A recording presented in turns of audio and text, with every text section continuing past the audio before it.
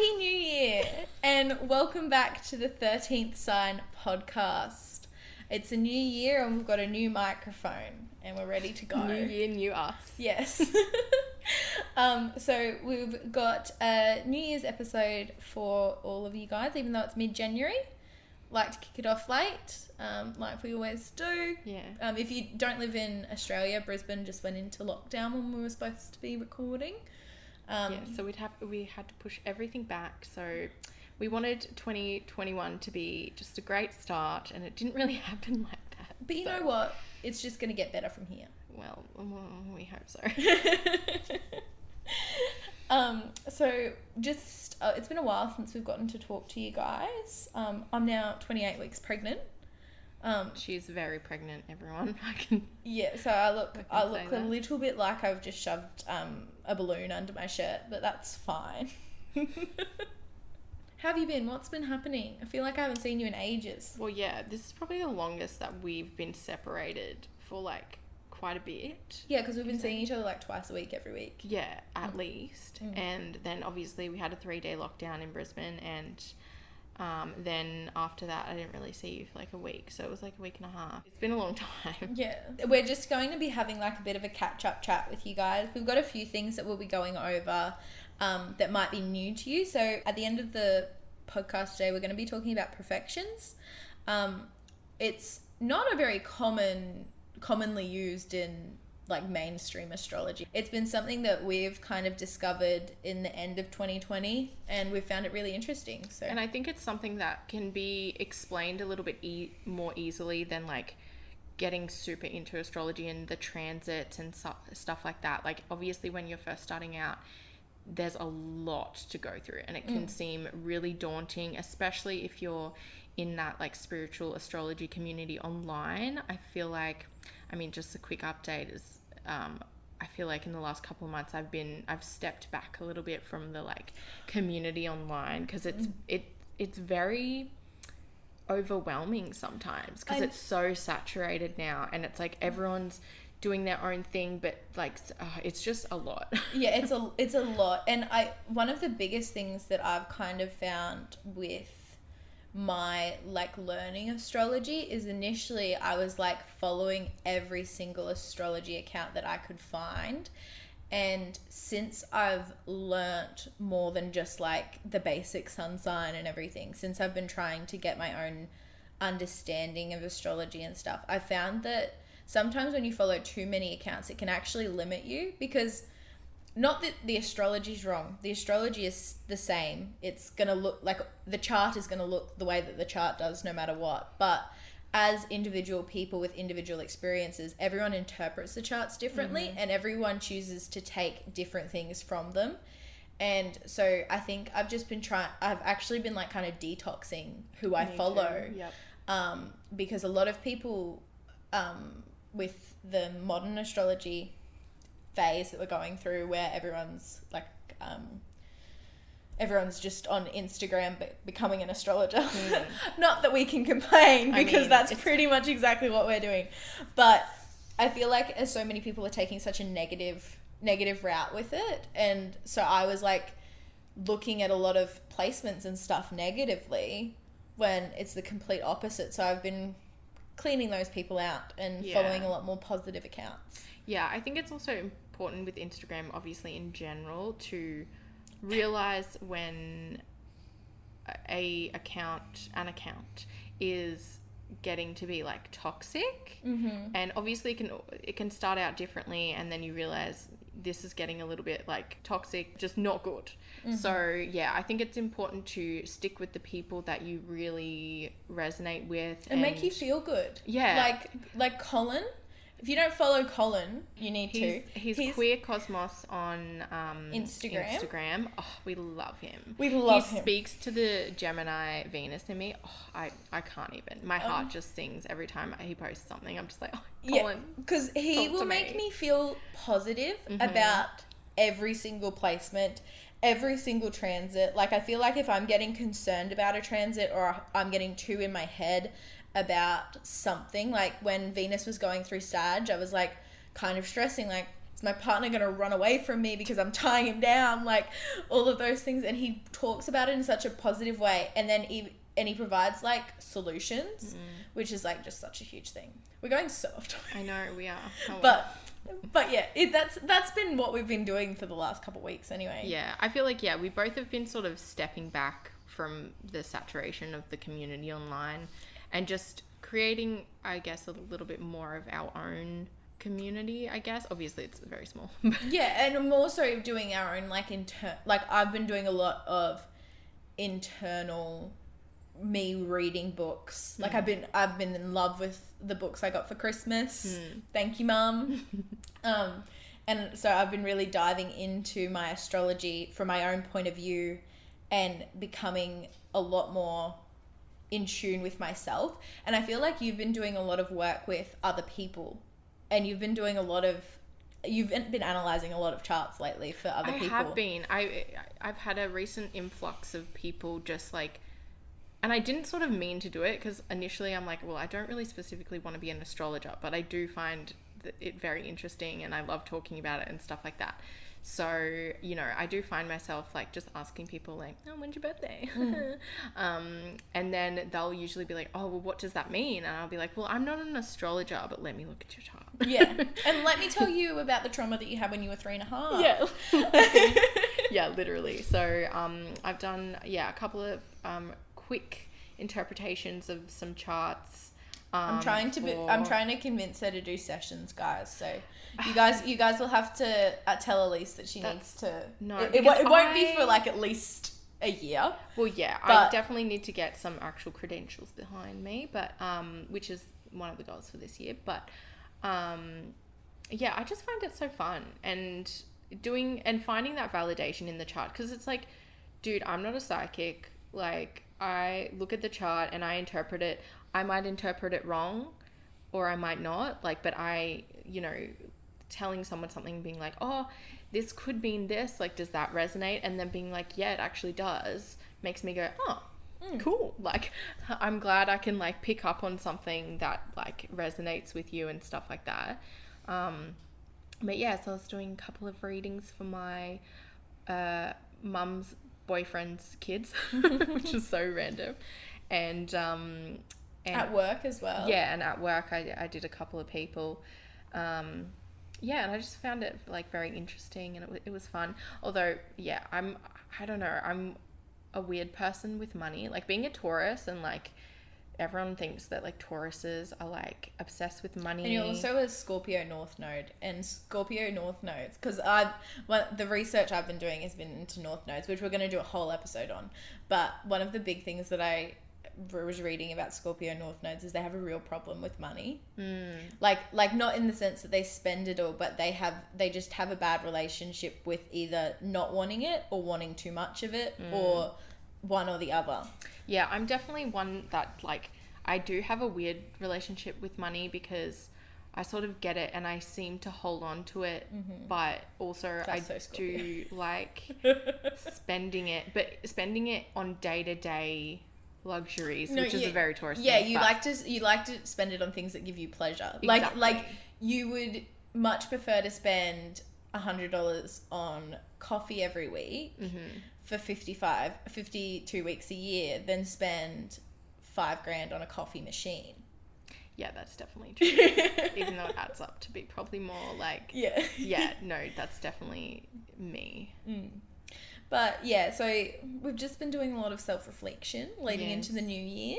But anyway, leading on to that, we just wanted to talk about... So we've talked about the moon and everything, obviously, before, when we've talked about planetary bodies and all of that type of stuff. But we did want to talk about, like, the moon cycle and just cycles in general, because there was a lot of cycles that were coming to an end in 2020, a lot of huge big things happening, conjunctions, all that type of stuff.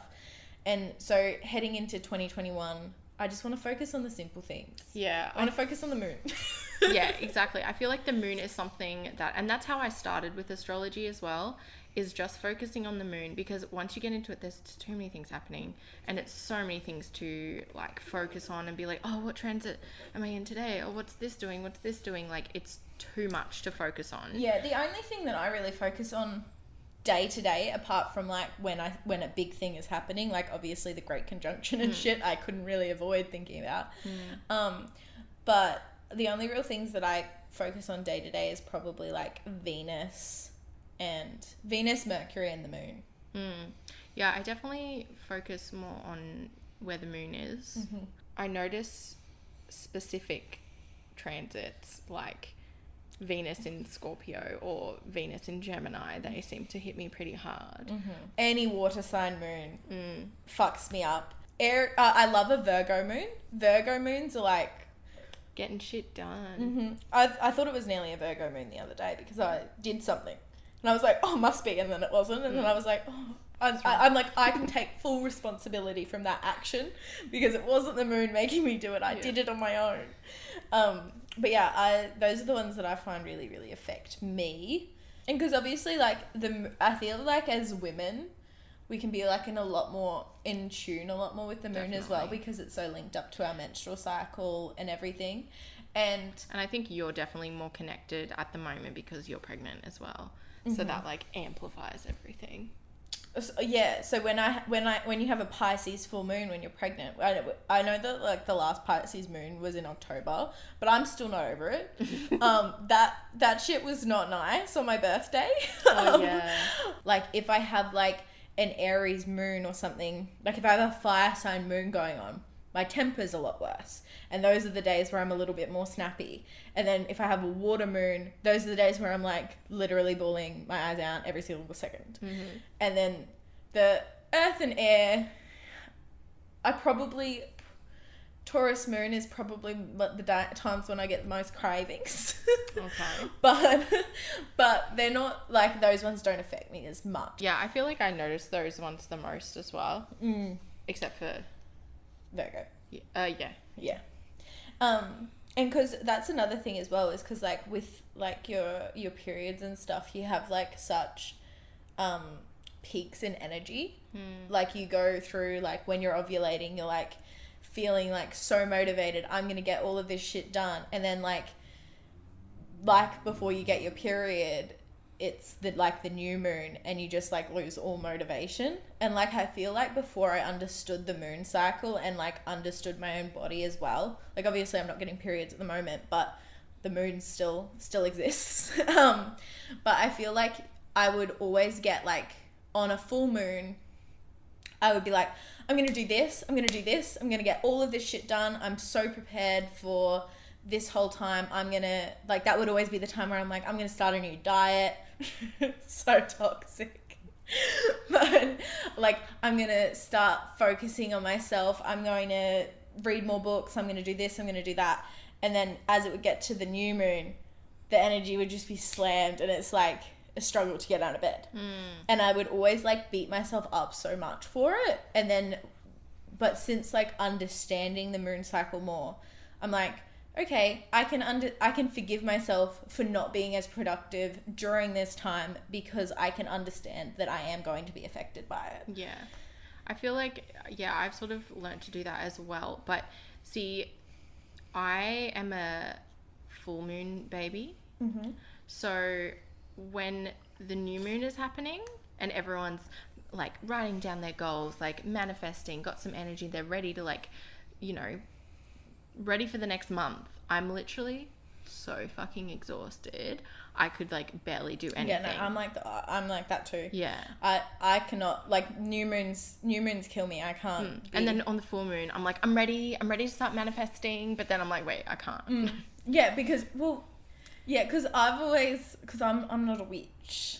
So I don't actually know when you're supposed to be doing the right rituals at the right time. But for me, like, analysing myself, I'm exactly the same as you. I know I'm not a full moon baby, but I might be on the full moon side of it. This new moon, the last thing I was going to do was manifest anything. Literally. Sometimes it comes up so fast and I'm like, oh, again. Like, it's been a month. Like, what the heck? But yeah, like, I feel like once you know yourself, in the cycle, because like obviously not everyone's cycle is going to perfectly line up with the moon and all of that. Like not everyone's on the period at the same time, unless you're roommates and you live together. Yes. Probably.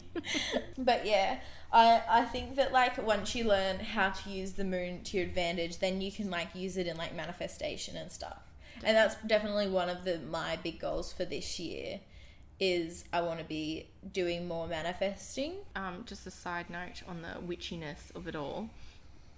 I feel like a lot of people don't know, and especially if you're starting to study like witchcraft and all that sort of stuff, or trying to manifest, depending on how you're doing it, like if it's you're following the law of attraction thing, or if you're doing it more like the witchcraft route.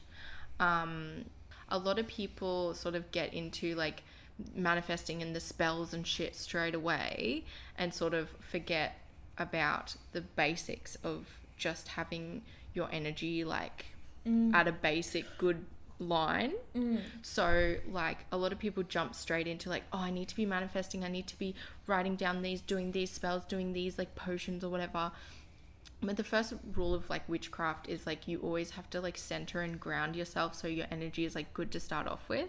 Because like even if you don't believe in witchcraft or whatever, you're gonna be manifesting stuff anyways.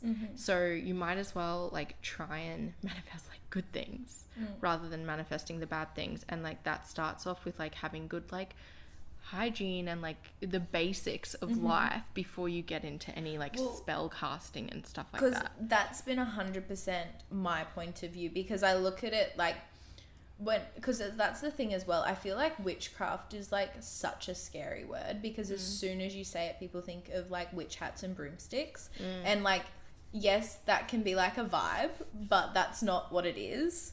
And so for me, I was like, the way I kind of look at it in terms of myself is like with manifestation and like trying to do even more stuff with tarot, because I was kind of getting really into that, and then I was like kind of stepped away a bit more, is I feel like it's like, because I say it's not witchcraft, but like me internally thinking about it, I'm like, you're making like a potion, right? Like you're casting a spell, whether it's you just saying like, I feel good, I look good when you look in the mirror, like that's a spell, that's energy you're putting out and whatever.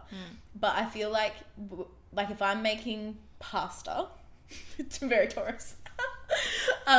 Like if you're making pasta out of a dirty pot, it's not going to taste good. And so Definitely. I've been trying to like clean the pot and like be focused more, as you said, like even just like hygiene, like getting up, making sure have a shower, brush your teeth, wash your face before you start the day.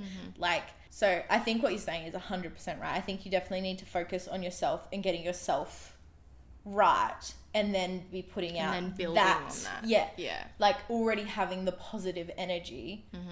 Because otherwise, if you're cooking pasta out of a dirty pot, it's gonna end up tasting burnt. Exactly, it's gonna taste like shit. Because what goals do you have for this year? I feel like I bring this into every single year, and it's to not beat myself up about anything. So like obviously I struggle with like being a perfectionist and stuff. Like I'm a Aries Mars, so I start things pretty quickly, and then I'm just like meh, move on to the next thing. So you'll see on the Instagram, I'm just like bam, bam, bam, bam, and then nothing for like a week. Yeah.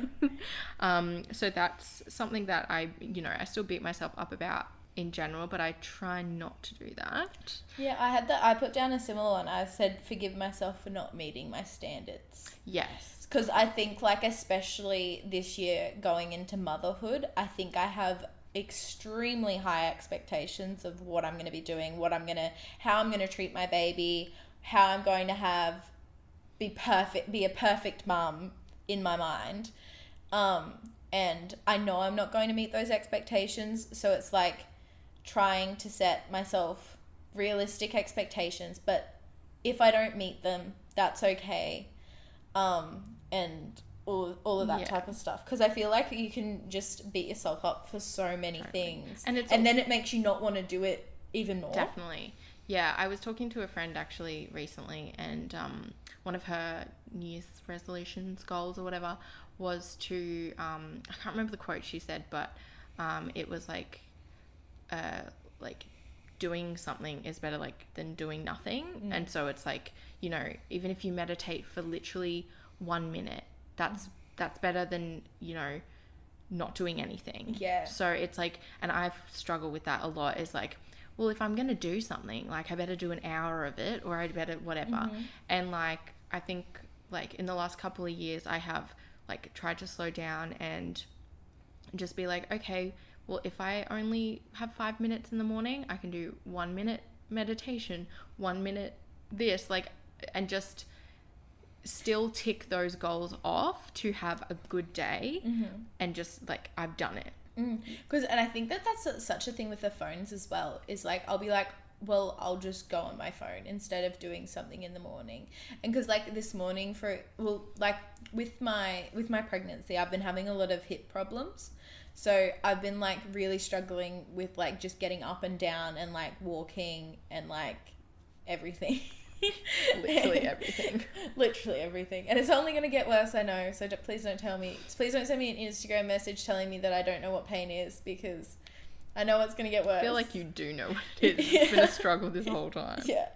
But like, I've been in my head, I'm like, well, I can't go for the 5K walk that I usually can, because I know that by the end of it, I won't be able to get up or do anything. Move once I get home. And like, I might need to get my partner to like pick me up from the walk, because I might not be able to make it home or whatever.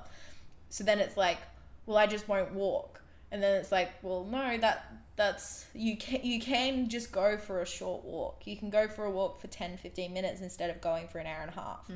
And it's like, I think coming to terms with the fact that less is more sometimes. Like, even though I was only going for like 10-15 minutes for my walk with the dogs this morning, that was 10-15 minutes that I wasn't just scrolling through TikTok or like wasting time trying to numb my brain. And I was like doing something active and like engaging with nature. Yeah, exactly.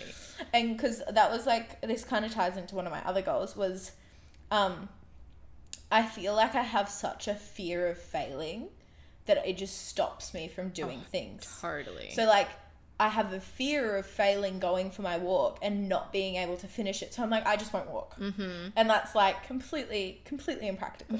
And it's like, I feel like that's stopped me so much, because I was like, definitely in school was like, if I get a B, I failed.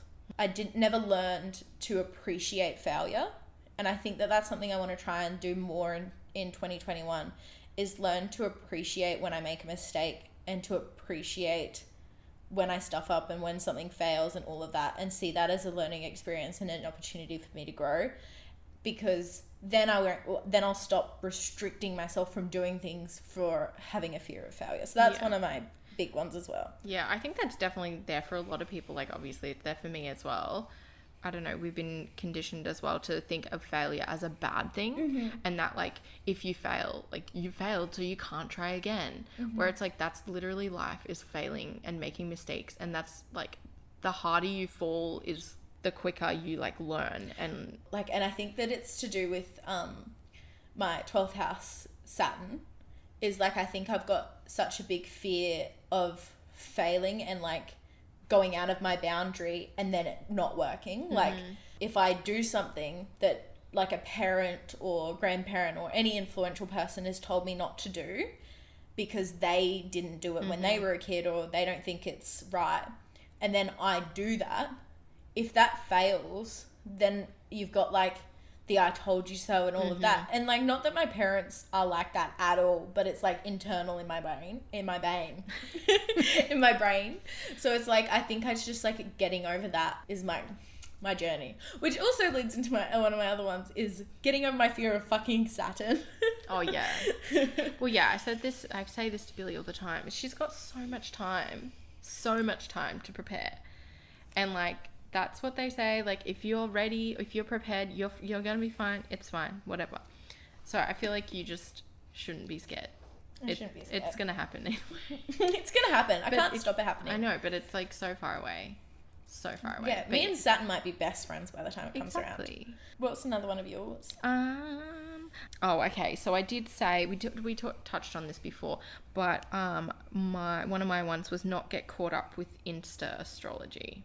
Which is, as we talked before, it's getting so saturated at the moment. It's really also starting like a small business like we are. I see everyone's businesses that have already like been around for like a couple of years and they're flourishing and blah, blah, blah. And I'm like, oh, like, why aren't we like that yet? And I'm like, well, we literally fucking just started. Like, it's going to take some time. Like, and I think that is also the thing with the failure as well. It's like, I've wanted to do something like this for so long, but I've never done it because I thought I, like, in some way wasn't ready or could never live up to the expectation in my head of what it is to have a podcast or what it is to have, like, a spiritual business. And that's like, even just with, like, editing the podcast as well, is like, I feel like we could be doing so much more, but we both want it to be like absolutely perfect. Like, you have you have no idea how many of the episodes that are live on our account right now that I've told Elise to fully delete and never post. I know, and I have to be like, no, we're gonna keep that in, no, like, but yeah, I do have a bit of a struggle with being a perfectionist, and especially with editing the podcast, because I do all the editing. We don't have a team here, it's just us. So doing that and being such a perfectionist, and like guys, I literally will edit out like 90% of the which doesn't need to happen. We all say it's fine, whatever, but for some reason I just have to do it. So that's one of my New Year's resolutions for Elise. Is to not say No, is to just not edit the podcast as much. Yeah, as much. Yeah. We're not insane here. We're not going to make you listen to everything we say, but to try and make it a little bit, like, I think that's why we're going to start planning the episodes a bit better and stuff, so then we don't have to do you don't have to do as much editing afterwards. But it is also sometimes counterintuitive, because I feel like when we plan the episodes, like, it gets in my brain, I'm like, well, I'm rigid, like, I'm into this like rigid dot point thing. I can't like delve outside the vicinity of these dot points, which is just not us. It's not us, so don't we go on tangents whether we plan things or whether we don't. So no, feel free to go on a tangent too. At least we have the things to tie ourselves back to when we finish the tangent. True. So don't stress. Well, apparently I lose my thought in like 2 seconds. So if anyone knows anything to help my memory, hit me up. Well, the moon is in Aquarius, so let's blame it on that, shall we? Yeah, let's. Well, and there's like fucking 10,000 million trillion planets in Aquarius at the moment. Yeah, exactly. And that's only going to get worse after February. I know, it's only going to get worse for me, because that's my perfection of next year too. Well, it's my current perfection, but we're going to get into that. We'll get into that later. My last ones are pretty basic. It's just like manifesting more and meditating more. Because this might be one of my things about me being a perfect mum that I have built up in my head, but I really want to do meditations with my baby. That's so cute. Because, like, I feel like I've been, like, not that I've been meditating a lot since I've been pregnant. I feel like when I meditate, I just have so many thoughts going through my head. It's really hard for me to pick one and then just focus on that and focus on, like, a mantra or focus on, like, what someone's saying. So I've been, like, focusing, like, on my baby and, like, building a connection with him. That's so sweet. So I feel like when he's born, I would like to like continue that. And like, obviously I think that I could not imagine how different I would be if I had found a lot of these techniques and things when I was younger. So I really want to bring like the calming mind into him, especially if he's going to be an Aries. I did the calculations, and I'm going to either have a Pisces stellium or an Aries stellium. And that's terrifying. So I'm definitely looking forward to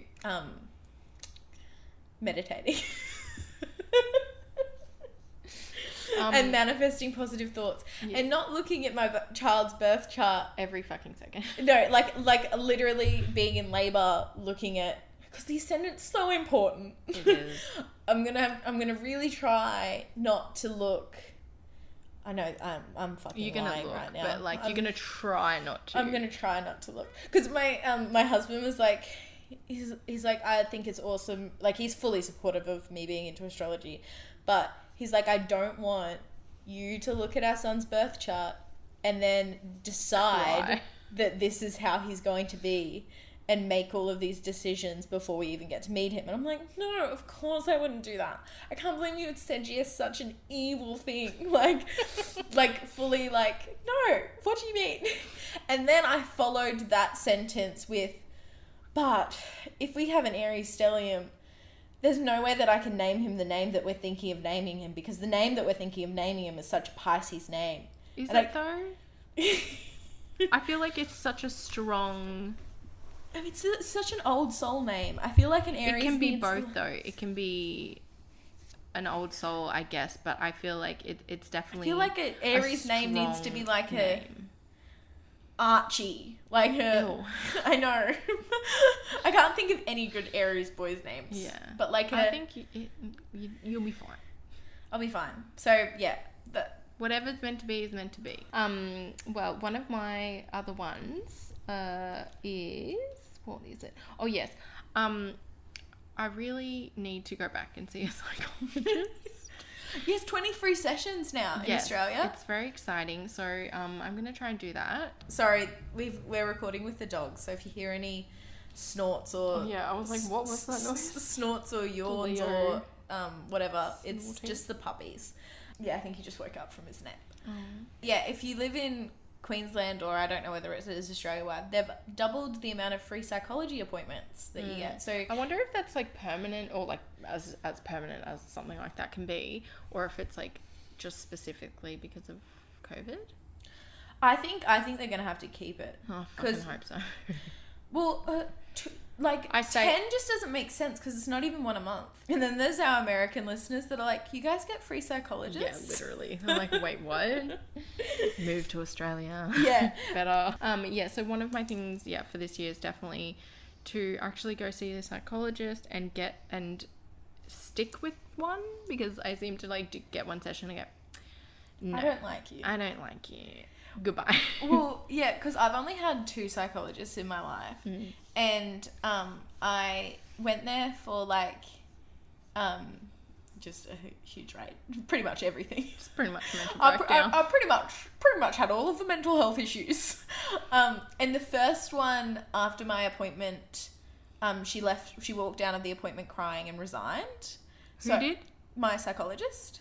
Oh, this was the one that you had when you were really young, hey? Yeah, well, these are the only 2 that I've had.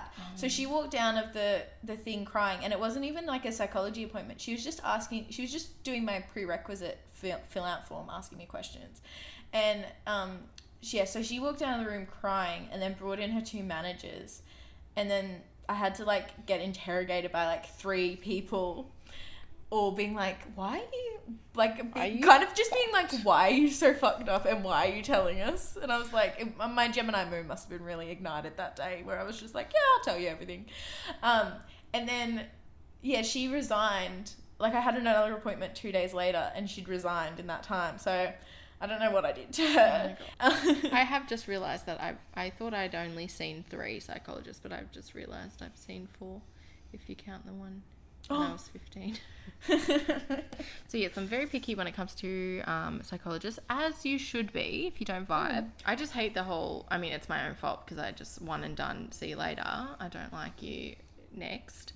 But I hate the whole thing of just like having to say your life story. But also, going to see a psychologist is one, but then also I would like to find a astrologer to be some sort of mentor, so do that as a regular sort of thing, so I can like build a relationship with one. Definitely. Because I would love to have a psychologist who is also an astrologer, or like at least a spiritual like that. Honestly, I don't know why that isn't, like, I don't understand why all astrologers don't have a psychology degree. Literally. Because it's like, I feel like one of the hardest things with it is that like they literally will tell you exactly who you are and how you're feeling, but they can't really like prescribe, like, not that I want them to give me medication, but like in regards to like techniques and stuff, like they'll be like, oh well, like they can give you the astrology techniques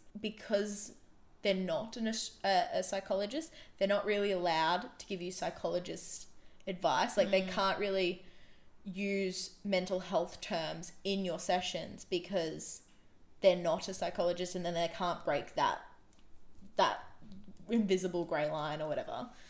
But I feel like if they had more people that were just combined, it would be so much easier for me. Definitely. Yeah, that's something that I would definitely like. And I could see an astrologer for free for 20 sessions. True. Oh my god, that'd be so good. Yeah, that's so definitely what I would like to do in the future, because like obviously I like both those things and they interest me, and yeah, I would love to see how that intertwines. My word of the year, Your mantra? my mantra, it's more for myself in general, and it is truth. Just Getting over your Scorpio stellium. Yeah. It's not lying to people, and not in the way that it's more like, you know, when people ask me how I am, I usually lie, which is like a general thing that people do.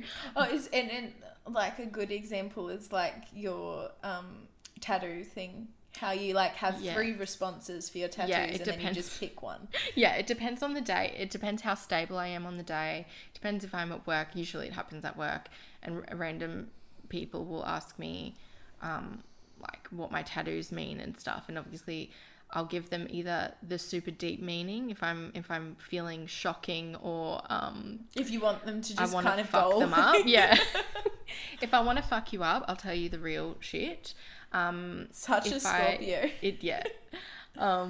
Or I'll just tell you like the basic meaning. Or you will say a lie. Or I'll lie. I'll be like, oh yeah, this is this, like, you know. So I'm trying to be more truthful within the community, not literally the community, but with people I interact with, as well as myself. I feel like I feel like I need to do that more internally, because I feel like I find it easier to like talk to you about how I'm feeling, how I'm doing, all of those things, than actually having a conversation with myself about it. And like being like, okay, girl, we need to talk. We need to stand in front of the mirror and have a conversation. Someone take minutes. Someone take notes, and we're actually going to action shit, because we can't just keep on going around in circles. It's your Gemini meeting. Yeah, I need to have a Gemini meeting. We need to all come... different personality. Yeah, I've got enough notebooks now that everyone can have their own notebook at the meeting, and we'll sit down and we'll talk about it, and we'll figure it out, and we'll come to some decisions, and then we'll actually start being able to be honest with ourselves from then on. Yeah, and I think also like coming into this year as well, and trying to be honest with myself, it's also the fact that I'm being honest about what I can do in a day, and what I know I can do in a day and what I think I can do in a day are like completely different things. Such Virgo energy. Yeah, so I'll obviously spread myself too thin and then end up fucking something up or whatever, or you'll commit to too many things, and then you'll just wake up and be like, I can't do all of that, so I'm just gonna do none of it. Yeah, exactly. Yeah, that was also one of my other ones that I said. Yeah, I think that's it. Yeah, I think. Oh wait, no, I forgot about my caravan. So yeah, if you don't know me personally, I have an obsession with tiny houses, and I want to get a caravan. Van life. And van life, yes. And I want to get a caravan to prep myself for eventually living in a tiny house, so I can Marie Kondo my life, as I have many times before, but keep doing that, and then sort of live a quieter, smaller footprint life, and eventually have land and a tiny house. That's such a North Node journey for you. I know, it's so annoying to because you're like with the whole North Node Scorpio, your whole journey is about letting go of things, and like learning that you don't need to hold on to everything that you've got. Yeah. and like Which is obviously Taurus as well. Totally my struggle though. But like, yeah, and it's all about just like learning to let go. So I feel like if you're able to like do all of those things, you'll be able to find so much happiness. Yeah, I'm definitely finding that over the years I am getting better at the material things, because also being a Taurus, I love visually beautiful things, and I love being surrounded by just things that have a story. And like for a long time, and I still am, was obsessed with like antiques and stuff like that, but I took that in a way where it was like, the more I have, like it's cooler. I don't know. I wanted a big house with all these antiques. I wanted like a Victorian style mansion and stuff like that. Like, and now, so you have more rooms to put all of your antiques in. Exactly, because there's so many beautiful antiques in the world. But the problem with antiques, and I think that's because, like, not gonna lie, you did become a little bit of a hoarder for a second. I mean, I had a big house to put things in.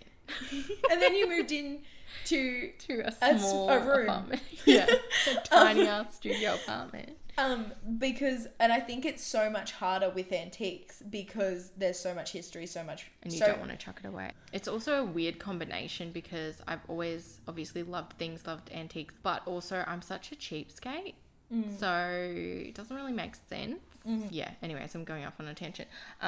But yeah, letting go of physical things has been definitely a lot easier, but I feel like I have always had a struggle, especially, I mean, even in high school, letting go of people is still my biggest struggle. Yeah, see, I do not have that problem. Yeah, you're like, baby. With the whole New Year's resolutions and stuff, that's kind of where we kind of found out about perfections. Hopefully we won't butcher this explanation. Obviously been listening to multiple different astrology podcasts and different things, always learning. And yeah, they were talking about perfections, and I was like, what? I've never heard this thing before. Like, what is this? And they basically, so a perfection is basically a theme of the year. So it starts at your ascendant and it goes around. It obviously starts the first year of birth. So you're in your first house, and then second year of birth, second house, etc. And it goes around and around and around. You can figure it out online. Yeah, there's heaps of, if you just type in like calculate perfection. And it's profection. Profection, not perfection. Yeah, I definitely wrote in perfection with my first Google search and nothing came up.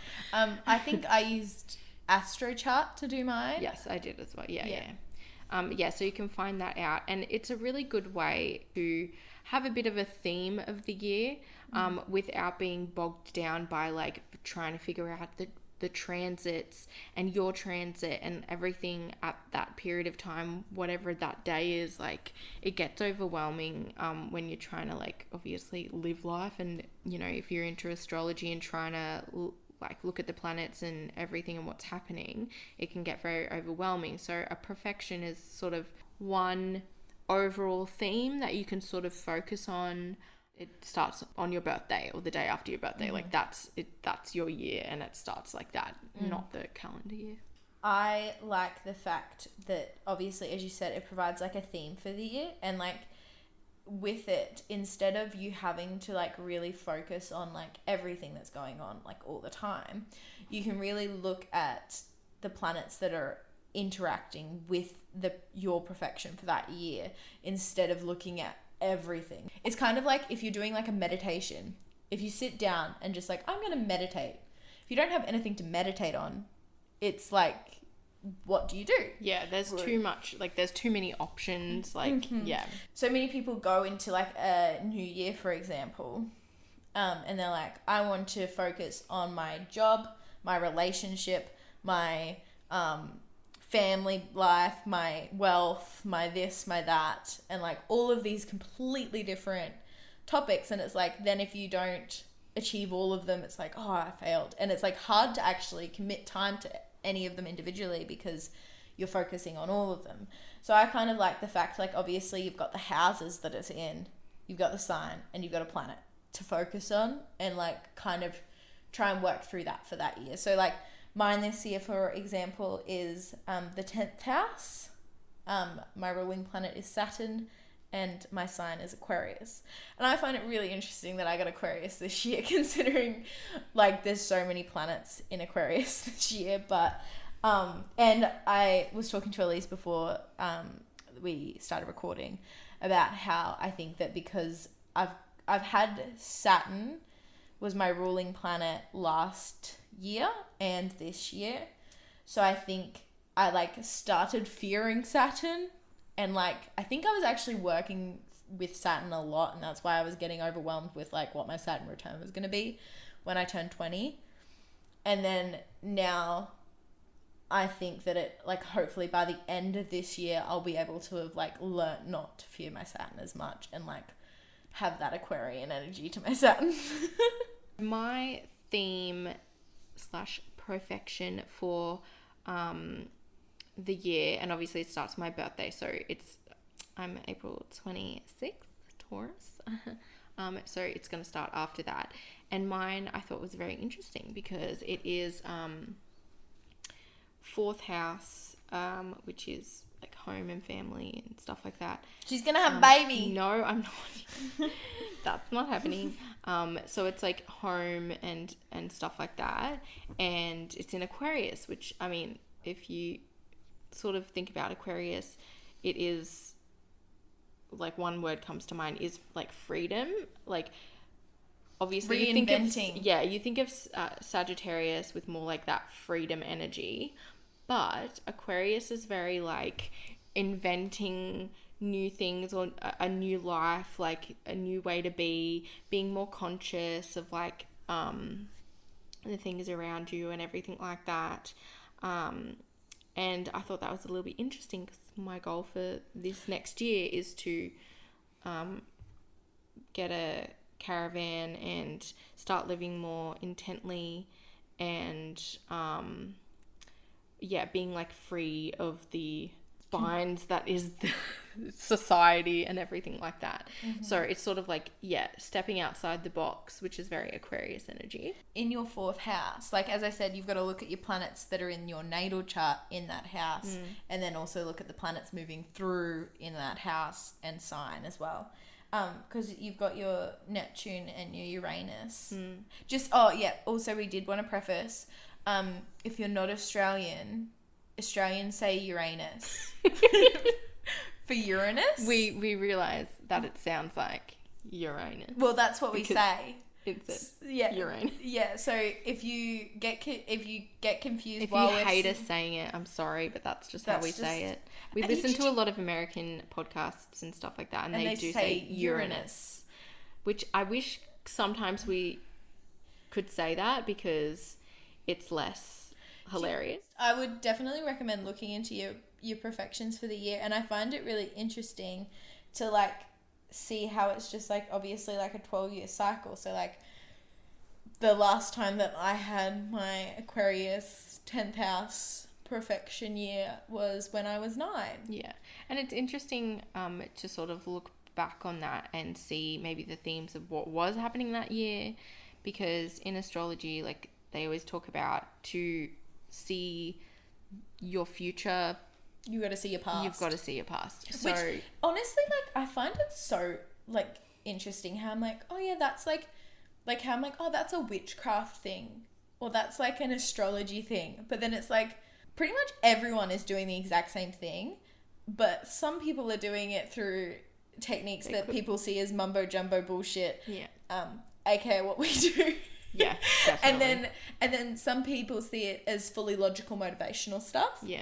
And it's literally all the exact same, like it's people all doing literally the exact same thing, just in different ways. That's the thing. It's like, it's all these different labels, and it's kind of annoying because it's like, well, so some are valid and some aren't. But, you know, it's like, obviously we're kind of moving away from religion now and more internal personal things that people are focusing on in their lives.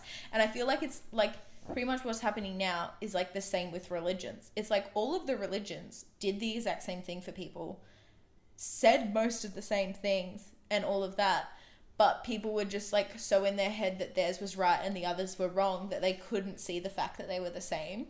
And I feel like that's like what's happening now between like self-help influencers, astrologers, psychologists, and all of those different types of revenues of self-improvement are all basically downplaying the others. I feel like astrology doesn't do that, because astrology works, it always advocates psychology and stuff to be included. But I think it's also like us as a society moving into the age of Aquarius. Because, don't say that. I mean, but not as they say on Instagram incorrectly, but like, there's lots of like into that Saturn. Like I've been saying for so long, how I'm so excited for all of these planets moving into Aquarius, because it's such a time for reinvention. Exactly. Well, yeah, it's the same thing with, like, say for example, the law of attraction. Like, why was that fine and everyone was doing it 5 years ago, and you know, people would believe in that, and then I'm sitting there being like, yeah, but that's just like witchcraft. Yeah, exactly. People don't know what they're doing, and because they have this idea of witchcraft being, oh, I'm gonna like put blood in my spell and like fucking I don't know, like love spell and all that bullshit, and it's really just like, well, it's just using what the universe has given us to your advantage. Yeah, and you can put them all together in whatever you want to do personally. I think like the first time I really started getting into like witchcraft and stuff like that is when I started listening to this guy. I'd read a lot of books about witchcraft and Wicca and stuff like that, and some things resonated with me and some things didn't. So I was like, well, I don't believe in this, so I'm not going to believe in the whole thing. Where when I started listening to his specific podcast, he did a and this was like way back when, I don't know, I guess podcasts started being a thing. It was like there was no the start of podcast. No one was podcasting. It was like beginning of YouTube times. Yeah, it was so weird, and I don't even know how I found him. Anyways, he did this course basically on podcasts. He called them pod classes, and they were basically like a non-denominational witchcraft basics, which resonated with me so much, because all the other like witchcraft things that I had seen had also like been on the side of Wicca, and that's still a religion. And I did not like the whole religion aspect of things. I could not deal with that. So that was really great for me, because he was like, okay, I'm going to teach you the basics, and if you don't like something, that's fine. Don't do it. So like, that's why I found it to be so great, because it's whatever you feel is right, you do that for you. If it doesn't feel right, throw it out the window. One thing I think that since getting into astrology, I've realized annoys me is mainstream stuff. Like mainstream, like how products. Yes, because we all know. I mean, not we all know. You know that I have a very large pet peeve about this. I think I just realized why. Because I think that the problem that I have, like, I think the reason why it took me so long to get into astrology, so long to like believe anything spiritual, is because of mainstream brands claiming them. Like, because when I think about it, like, the reason I didn't believe in astrology or didn't even look into astrology, didn't give it any time of day, was because like of Girlfriend magazine doing horoscopes. Like, because it's like something mainstream that every teenage girl at the time would read and have, because they wanted to know what was happening with Justin and Selena and all of that. And then there'd just be this horoscope page, and you'd read it and it would be like, oh, you're going to be like, because I was a Scorpio, it was just always about like sex and feeling sexy and sensual and all of this stuff. Mysterious. Yeah. And like, oh, you're going to find love this week. And I'm like, I'm 12. I'm not going to find the love of my life. I don't know what you mean. And I think it's the same for witchcraft, because like, I was just thinking about it then. This is my little epiphany, is my first introduction to witchcraft was in those same magazines that were telling me about horoscopes. They'd do love spells. And like, I'd do a love spell, and obviously I'm 12 And I'm like, oh, it didn't work. It's bullshit. You know, and no real witch would have been involved in that. It would have just been in like some writer typing up being like, the little girls will love this. They'll get to mix glitter with their glue and put it on their sparkly shoes. Like, you know, like... I've studied for, what, 10... over 10 years. And I have never done a love spell. Ever. Well, how did you get me to fall in love with you? It's just a natural magnetism. But yeah, I've never done a love spell. I always thought they were absolutely ridiculous. And but most of the that's spells, all of the mainstream stuff. Like, that's the thing, that you'll go into a witchy store and they'll have like these books that say love spells, and then you go through it and you're just like, I don't know. It's just that I just hate it. I really do. And like, because that's the thing as well. Like, crystals became really mainstream, and like, so I bought a shit ton of crystals when I was a kid, but I'd put all of my crystals in one bag and just I kept crystals in my pencil case, and it was like, I knew nothing about crystals. I knew what none of them meant. All of the crystals could have been contradicting themselves. I was probably only charging them during an eclipse. And like, I was just like, I wonder why it didn't give me an A+ on my nap plan. You know, like, there's like, it completely sets you up for failure because it comes into the mainstream media and they tell you like, oh, this is what everyone's doing, blah, blah, blah, blah, blah. And then you try it out and you're like, this doesn't feel... Oh, that's why I was talking about the feeling right before. Because you do the shitty little love spell from the magazine and you're like, this doesn't feel right to me. Yeah, it feels disingenuous. Like, it feels... Because it's like, even weird. if it does work, I don't want that to be the reason. And like, all of those things. So it just doesn't feel right. So then you think it's bullshit. And then it wasn't until... I was listening to psychic teachers, I think, talk about psychic teachers. That's another really good podcast. I think they were talking about witchcraft and stuff.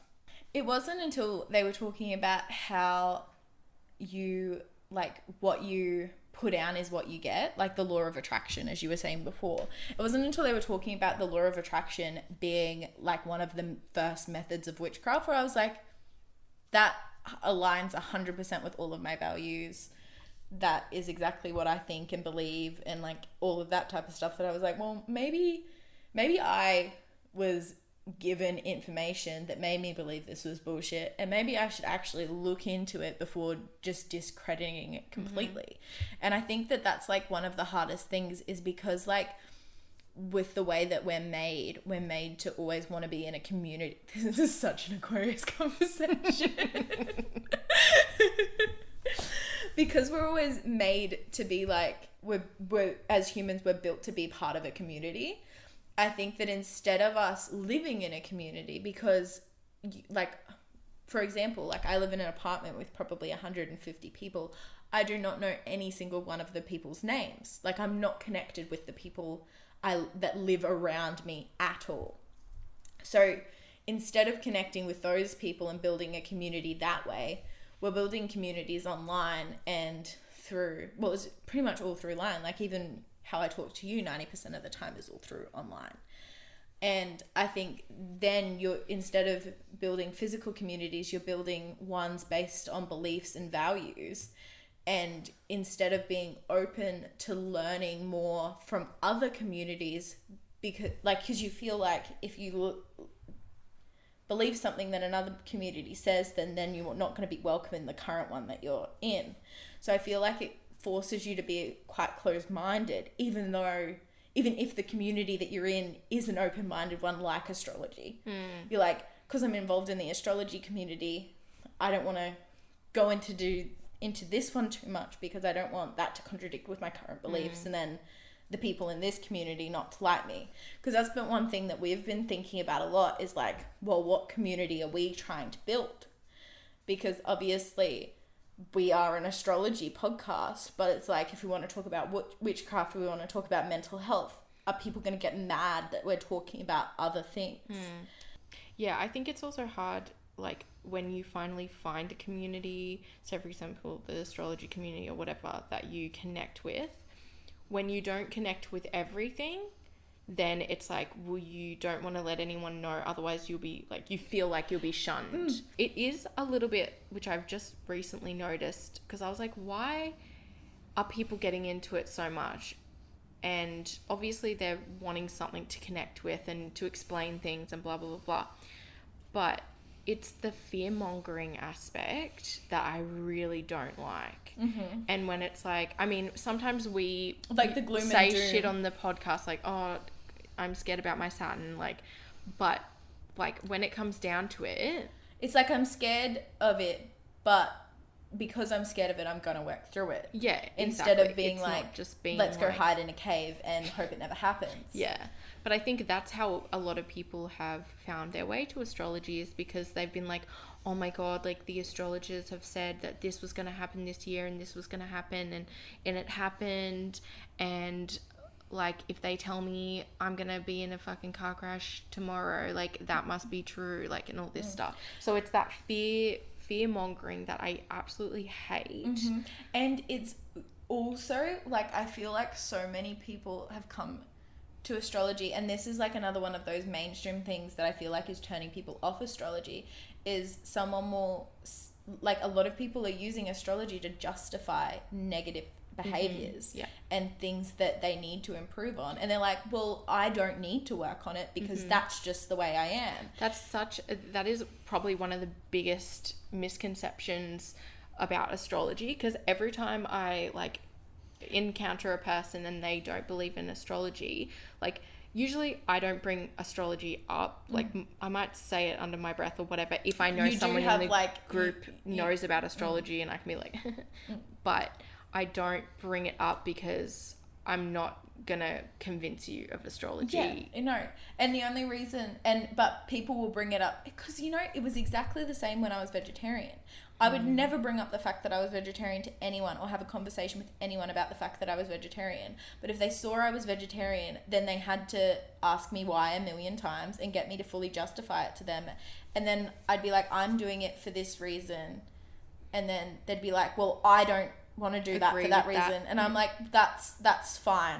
Yeah, you're like, I'm not forcing you. I'm not forcing like, you. You just asked why I'm doing something a certain way. So then my answer literally turned from like being like, these are all of the reasons that this is important to me, to like, then because the self-justification to other people was just so difficult, I just ended up being like, oh, because I'm an idiot would be my response, because it was just easier than having that conversation. And then I think that's why I inevitably stopped, was because I was like just because all of the, like, I forced myself to stop thinking of all of the reasons that I would do it, because I just didn't want to have those conversations anymore. So then it was like, oh, I'm only doing it because I'm an idiot. Yeah. Well, that's why I kept it, like, obviously witchcraft and stuff to myself for so long, because I'm like, listen, one, I don't want to have this conversation with you. I'm not trying to convince you of anything. I'm not trying to convince you it's real. You should do it, like anything like that. It's my personal preference. It's your practice. Yeah. And like people would just like come at me and be like, well, tell me why it should work. And I'm like, no. Yeah. Like, I don't need to. If you want to figure it out, go on the internet, like go research yourself. And like the thing about astrology is like, obviously you do have to figure it out yourself, and you can't just like, I'm sorry if you're a Cancer, but if you can't just see all of the Cancer memes telling you that you're a crazy bitch and then tell yourself that it's okay for you to be a crazy bitch, and that you're going to be a crazy bitch forever, because that's not how it works. And like one of my it's my mum's neighbor, she's getting into astrology, and she like asked me questions about like compatibility and like reading charts and like, is this a bad thing, is this a good thing? And I'm like, honestly, it's like, you can have whatever chart you want. If you don't work through the shit in your chart, you're not going to be a good person. I'm like, it doesn't matter whether you are a 12th house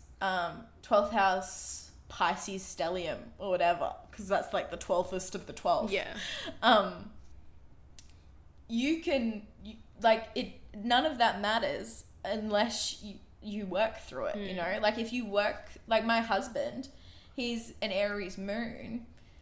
If he's worked through the negatives of having an Aries moon, and now he only uses it to his advantage. Like, because like he's got it in the 10th house, so he's able to use it in work, use it positively, use it to motivate him, instead of being overcome by anger and all of these things that you would typically associate with an Aries moon.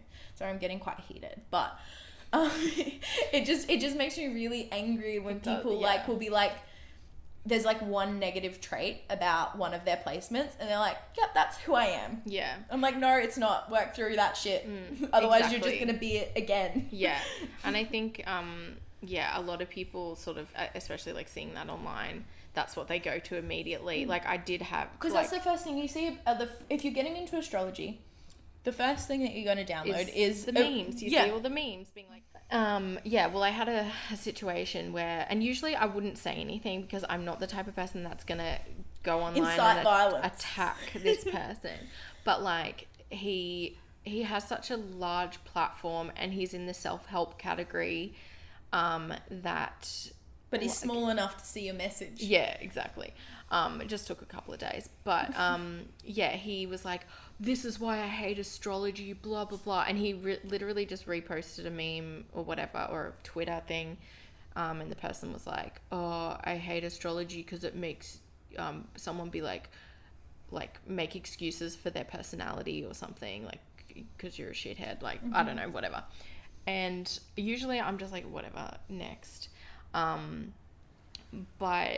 I don't know what the fucking moon was in at that time. Then I decided to have a chat, and it wasn't aggressive or anything like that. I was just like, listen, like you can't invalidate astrology based on a couple of people's... Because they're not astrologers. Exactly. I'm like, sure, delve into astrology, research it as much, even though it fucking takes years, but research it, then maybe come to me or figure out that it's not for you. That's fine. But don't, like, especially having such a large audience, don't be like, astrology is invalid because I know nothing about it and I haven't seen it in my life or seen it work at all because I don't literally know anything about it. It's like, you can't just, I don't know. It just got me annoyed. Anyways, he finally replied a couple of days later, and his reply was a lot nicer than I thought, because I don't think he expected my although Elise's message was it wasn't aggressive, very concise. It was very Aries Mars energy. Please stop using astrology memes to justify your toxic behavior. Yeah. Wow. Is it just me, or do you have an urge to just delete this episode? I think it's really good. It's just me. It's just you. It's 100% just you. Maybe we should never record on an Aquarius moon because this is fucking me up. And that's a great way to end the podcast. But yeah, I hope you guys enjoyed it. We'll be back next time we make an episode, not putting any pressure on us. But definitely stay tuned because we're going to be doing a compatibility episode, which is very leading to exciting. Valentine's Day. And actually, we've got a TikTok now as well. We haven't posted anything. We currently have a TikTok, but we're going to make one and do some nice little witchy... But I thought you made one. I thought we had a name. No, not a TikTok. Oh, we haven't secured the name yet. We're going to secure the name, but stay tuned because we're going to have a TikTok. We're going to be posting little short astrology videos there. Have some fun little... I feel so old. I feel out of place with TikTok, so... But TikTok is a whole different ball game for me. I don't know whether I'm allowed to be on it or not. Yeah, I'm like, I feel too old to be on it personally. I don't like that. Never mind. Bye, guys. Bye. Or may the stars be forever in your favor. Wait, no. Pause and then do it. Okay, Quietly. pause. Yep. And may the stars be forever in your favor.